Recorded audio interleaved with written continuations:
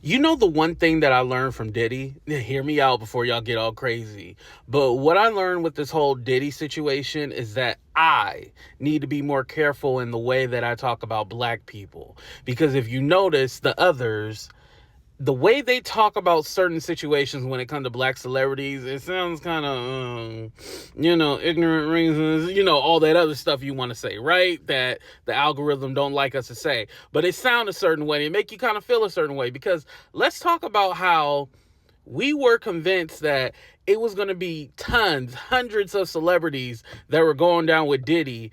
And right now, as it stands, it seems just Diddy is going down.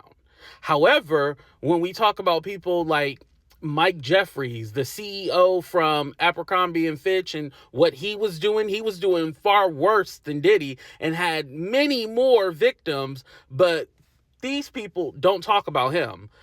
Jeffrey Epstein, they pretend like that's the thing in the past. And, Jeffrey Epstein ain't here right now. However, he was doing a lot worse than what Diddy was doing. And they've been making comparisons between Jeffrey Epstein and Diddy, and they are nothing alike. Nothing.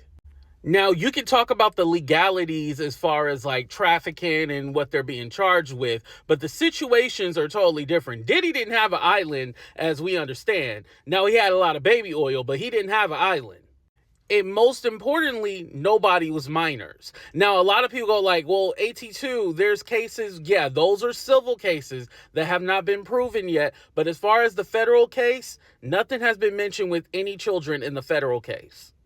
So it just makes me think like when we're talking about certain situations, it's important to state the facts and not just make things up off the top of your head. Like, I feel like I don't make things up. However, I might have said something that made it okay for somebody to run with something that I might state it as an opinion and create a whole narrative about it. Because when we started talking about, mind you, we've been talking about Diddy. Everybody else is catching on because it's a hot topic and they're making the money off of it while we ain't making shit off of it, right?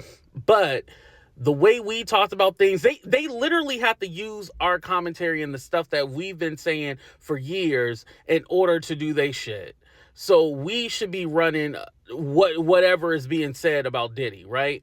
And I don't want to make it seem that, oh, well, you want control over the Diddy content and everything. No. But I do feel like there needs to be a sort of gatekeeping, because I feel like certain people are using this as a top opportunity to bash black people and not just Diddy. Just pay attention to some of the things that your favorite quote unquote bloggers say and how it comes off.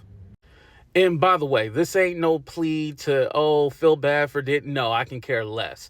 I'm just talking about holistically as a whole. When we talk about black celebrities, we need to be more careful with how we speak about it and what we say.